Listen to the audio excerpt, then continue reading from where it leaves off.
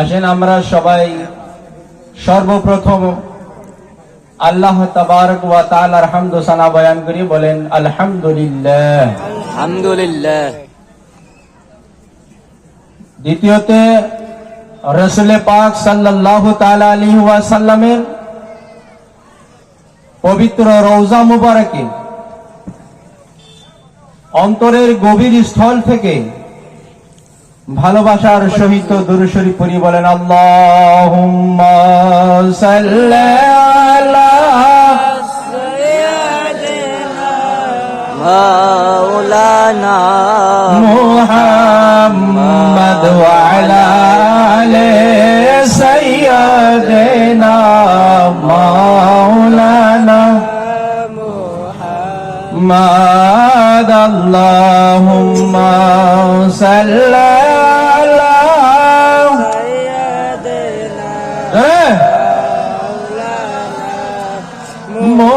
মুহাম্মদ ওয়া আলা আলি সাইয়্যিদিনা মাওলানা যেই নবীকে ভালোবাসতে বলেন যে খোদা রব্বানা, যেই নবীকে ভালোবাসতে বলেন যে খোদা রব্বানা, তাহাকে বাসিলে ভালো জান্নাত হবে ঠিকানা। আল্লাহুম্মা সাইয়্যিদিনা মাওলানা মুহাম্মদ ওয়া আলা আলি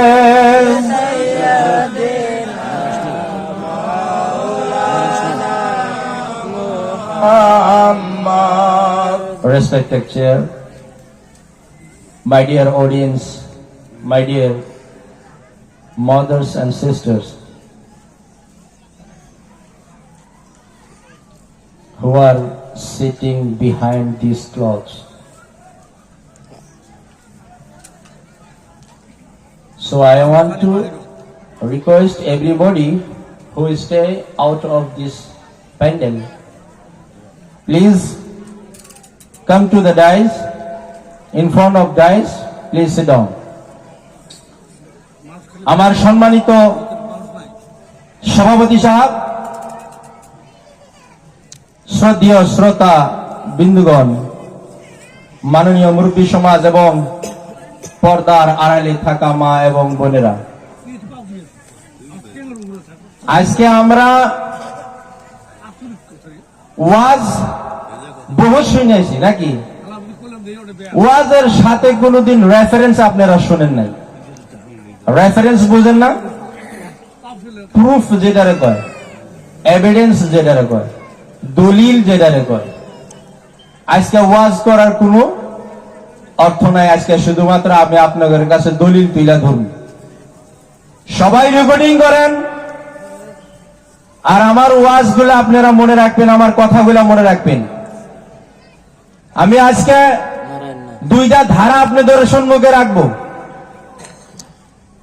দুইটা ধারার ভিতরে থেকে একটা ধারার উপরে আমি আপনাদের সঙ্গে কথা বলবো।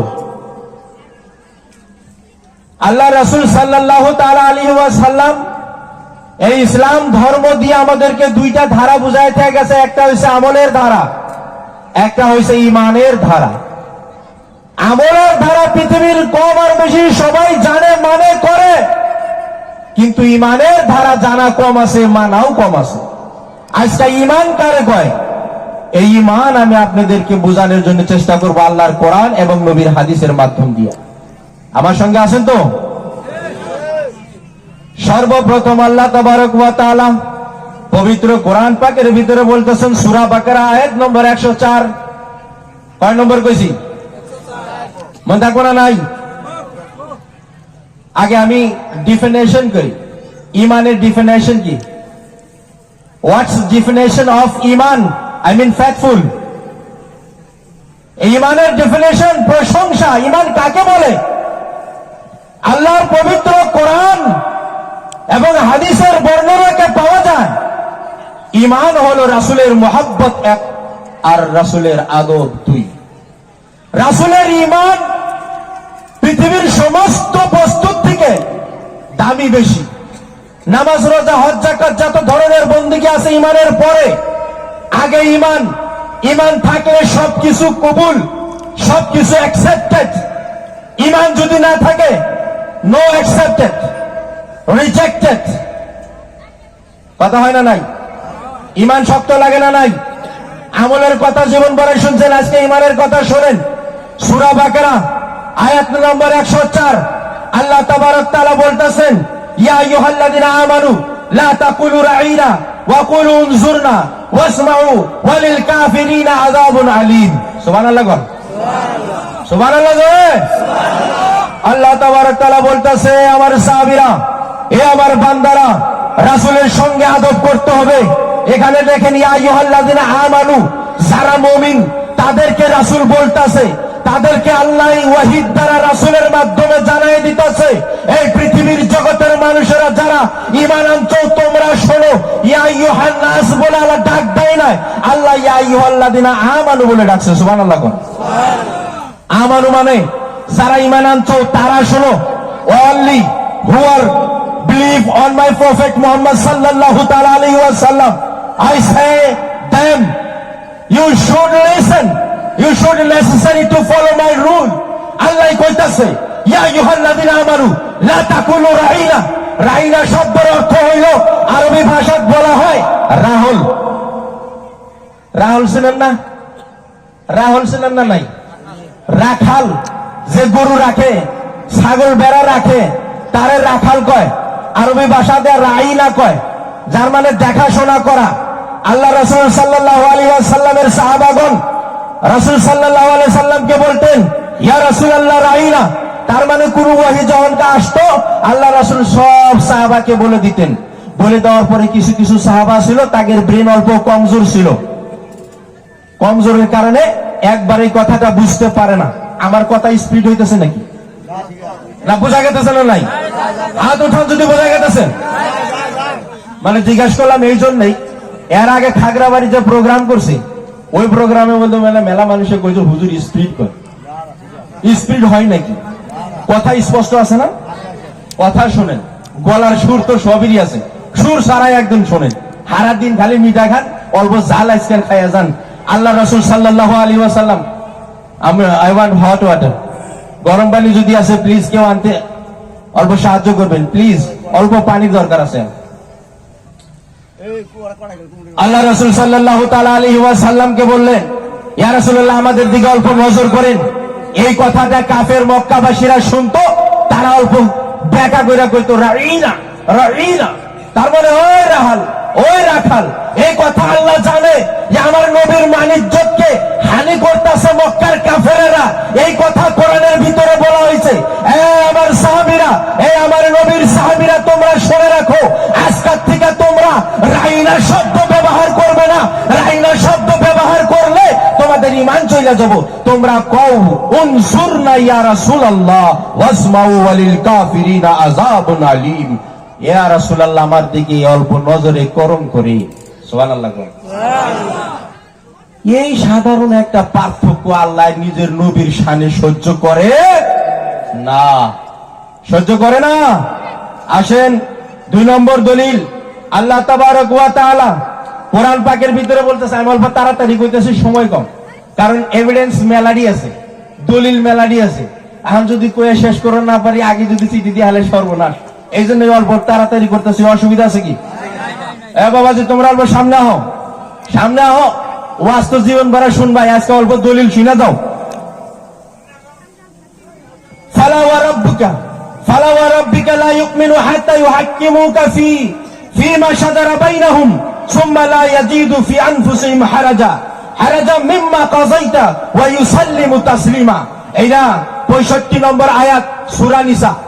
কয় নম্বর? সূরা নিসা কয় নম্বর? জোরে বলেন কয় নম্বর? সূরা নিসার 65 নম্বর আয়াত।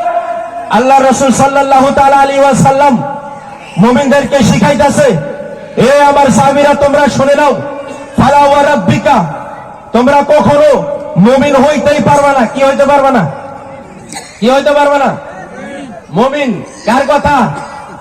কার কথা? আল্লাহ কইতাছে তোমরা খোদার কসম, আল্লাহর জাতের কসম, মুমিন হইতে পারবে না হাত্তা ইউহাক্কিমুকা ফিমা শাজারা বাইনাকুম, ফিমা শাজারা বাইনাহুম, যে পর্যন্ত তোমরা রাসূলকে হাকিম না বানাইবা। সুবহানাল্লাহ কোন। এখন এর ভিতরে একটা তাফসীর কইরা যাই, এই তাফসীর শোনা দরকার। ইনিল হুকমু ইল্লা লিল্লাহ, একটা হাদিস, ইনিল হুকমু ইল্লা লিল্লাহ, আল্লাহর হুকুম ছাড়া কারো হুকুম মানা যাবে না, এরকম করে একটা হাদিস আছে। যে হাদিসকে নিয়ে আজকাল সমস্ত 73-72 ফেরকার মানুষেরা লড়ছে। আল্লাহ রাসূলের হুকুম মানা যাবে না, হুকুম শুধুমাত্র আল্লাহর মানতে হবে, পীর ওলির হুকুম মানা যাবে না, আল্লাহর হুকুম মানতে হবে। প্রমাণ কি? প্রমাণ হাদিসের ভিতরে দিয়া দেয়, ইনিল হুকমু ইল্লা লিল্লাহ, আল্লাহর হুকুম ছাড়া কারো হুকুম মানা যাবে না। আল্লাহ তো কোরআনের ভিতরে এটা কয় দিছে, সূরা নিসা আয়াত নম্বর 65 ভিতরে আল্লাহ কি বলছে? হাত্তা ইউহাক্কিমুকা, ইয়া রাসূলুল্লাহ, যে পর্যন্ত আপনাকে ওরা হাকিম না বানাবে ওই পর্যন্ত ওরা মুমিন হইতেই পারে না। সুবহানাল্লাহ বলে। তাই রাসূলের হুকুম মানবে না, মানবে কার হুকুম? ওই বেটা, রাসূলের হুকুম মানা এক নম্বরে দরকার, তারপরে আল্লাহর হুকুম মানা সহজ হবে। রাসূলের হুকুম না মানলে আল্লাহর হুকুম মানা সম্ভব নয়। তার প্রমাণ কি চাও? প্রমাণ আসো কোরআনকে দেখাই। আল্লাহ রাসূল সাল্লাল্লাহু তাআলা আলাইহি ওয়াসাল্লাম যখন ওহী নাজিল হইছে, নাজিল হওয়ার পরে বলছে, এ আমার সাহাবীরা, এই কথাটা যেটা আমি তোমাদেরকে বললাম এইটা হইছে আল্লাহর ওহী, এইটা হইছে কোরআন, তোমরা লেখা রাখো। বলেন সুবহানাল্লাহ। সুবহানাল্লাহ। এরকম কইছে না? এরকম কইছে না? না কইছে? ওই জিবরাইল যখন আনছে তখন কি দেখা গেছে যে জিবরাইল আইছে, ওহী নিয়ে আইছে, তাহলে এটা হইছে কোরআন। এবার দেখা গেছে কি? দেখা যায় নাই। আল্লাহ রাসূলুল্লাহ সাল্লাল্লাহু তাআলা আলাইহি ওয়াসাল্লামকে ওহী করেছেন, ওহী করার মাধ্যমে কইছেন এটা আমার খাস কালাম, এটা তুমি কোরআন হিসাবে বর্ণনা করো। এ আমার মুসলমান বান্দারা, তোমরা জেনে নাও, আল্লাহ রাসূল সাল্লাল্লাহু আলাইহি ওয়াসাল্লামের মুখ দিয়া যা বাক্য বাড়ায় ওইটাই আল্লাহর কোরআন হয়ে যায়, ওইটাই আল্লাহর হুকুম হয়ে যায়, ওইটাই তোমাদের জন্য শরীয়ত হয়ে যায়, ওইটাই তোমাদের জন্য মারিফাত হয়ে যায়। সুবহানাল্লাহ। দরুদ শরীফ পড়ো। আল্লাহ